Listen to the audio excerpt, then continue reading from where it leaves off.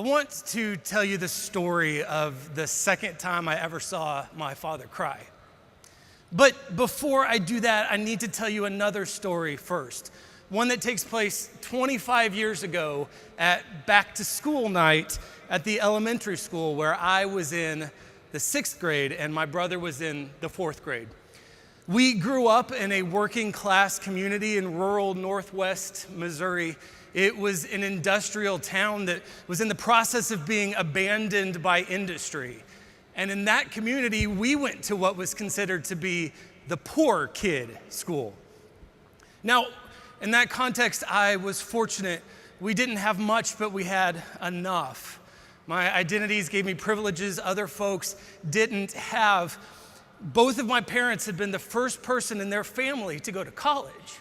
And in fact, education was valued so much that when my grandmother died my junior year of college, my grandfather wouldn't let my brother or me come to the funeral because he said it was more important that we go to class. But that was later. This was elementary school back to school night. Because there were two of us, my parents had to split up. So my mom went to 6th grade to learn about my year, and my dad went to the 4th grade to learn about my brothers. And of course, I wasn't there when this happened, but the way that I have heard the story, that 4th grade teacher stood in front of a room full of parents and said, in what I'm assuming was meant to be a reassuring way, that it's okay. We know these kids, she said. We know where they come from, and it's okay. We don't expect much from your children. And then my dad had what I have come to think of as his Dead Poets Society moment and stands. My dad, who hates confrontation, stands up. He's come from work, and so he's wearing this old suit of his, and he says, "Look around." He says, "We're here." He says, "We have taken off work, we have figured out transportation, and we have figured out childcare, and we are here, and you may not expect much from our children, but we do. We do." Now, statistically, of course, that teacher was correct. The data shows that students who come out of low socioeconomic narratives are unlikely to go to college. And those who do go to college probably won't graduate. But every year, there are those who do. Every year, every semester, there are students who defy the odds and graduate from college. And their reasons are complex. And there are all sorts of issues of identity and opportunity at play. But every year, some do. When I was working on my doctorate, I was part of a small group that researched this. We talked with students from low socioeconomic narratives who are about to graduate from college to try to figure out what it was that got them there. We talked with students from every demographic who had the one thing in common of qualifying for the Pell Grant, which is an imperfect but accessible proxy for income. And we heard incredible stories of resilience and hope. But there was one thing that we heard over and over as we talked with these students. There was one thing that they all seemed to have in common, and it was this. When they were starting college, when they were walking through the door, someone important to them said, "I expect you to graduate from college." That was the word that they used. Not, "I hope you graduate," not even, "I believe in you," but "I expect you to graduate."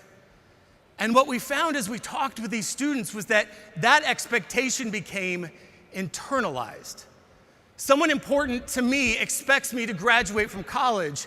They must see something in me that will enable me to graduate. I must be the kind of person who graduates from college. I expect myself to graduate from college. And so I do. Now, it's not going to surprise anybody in this room to hear that high expectations are extraordinary. We have known this for decades.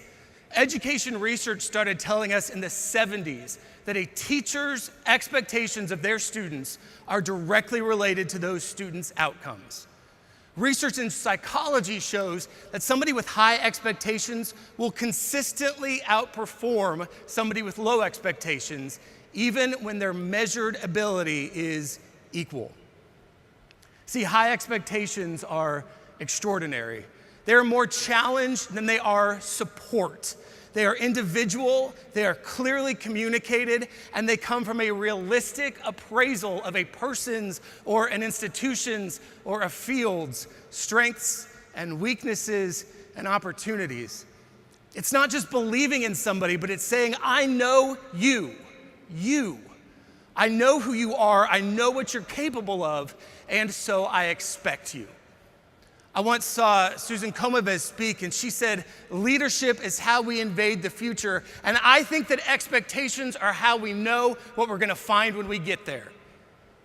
It's what's happening right now in Florida. We've got a group of teenagers who are acting exactly the way we expect teenagers to act, with passion and determination and not a little bit of snark, but they're seizing an opportunity that they have in a way that we never expected, and that is changing everything. And that's the story that we love to tell, right? This story of high expectations and what happens when those are met. But that's not the story that we usually hear. The story that we usually hear is lower your expectations and you'll be happy. See, high expectations are dangerous. It is dangerous to be the one who consistently stands up for what could be, even when it's directly opposed to what currently is. It is dangerous to be the one who says, you may not expect much, but we do. It is dangerous to give up that self-protection that comes when we lower our expectations and say, meh. See, this is safer. It's safer to explain away the future of our students, of our field, of ourselves. It is safer to say, it's okay, we don't expect much from somebody with this background or in this organization. It is safer to allow ourselves to be gaslit into believing that this is the way that things are, when all that this is the way that things don't have to be. But see, I don't think many of us were called into this field to be safe. I think we were called into this field to be the ones brave enough to risk high expectations. To be the ones who say, you may not expect much, but we do. To say, I know you, and so I expect you. And so then the second time I ever saw my father cry, it was when I graduated from Vanderbilt with my doctorate in 2015.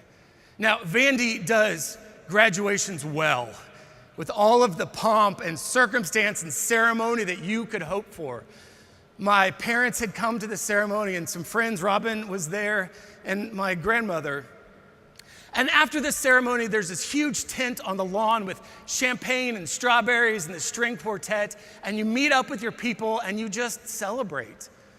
And so my friends came up and they hugged me and they said congratulations. And my mom came up and hugged me and said congratulations. And grandma came up and hugged me and said, don't forget you're the second Dr. Day in the family because your sister-in-law beat you years ago. Thank you, grandma. And then my dad came up. He was last. And he just started sobbing. And he wrapped me in this huge bear hug. And the only thing that he could say was, I'm just so proud of you. So, of course, I started to ugly cry, and my friends started ugly crying, and my mom, grandma was fine. And it was for me this moment that will define the rest of my life going forward.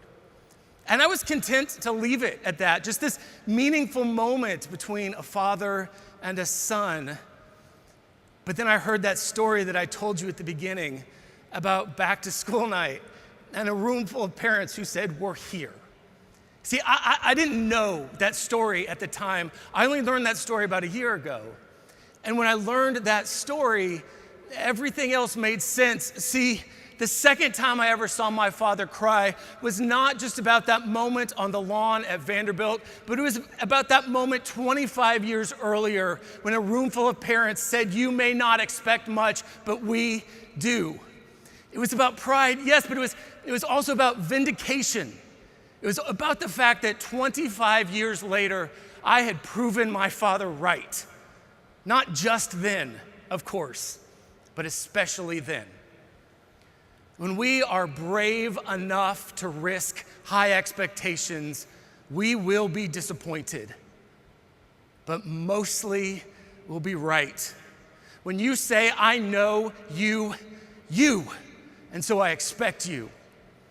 It may take 25 years, but you will be proven right. And when that happens, now I make very few guarantees in this life, but I will guarantee you this. When that happens, you will ugly cry. Thank you.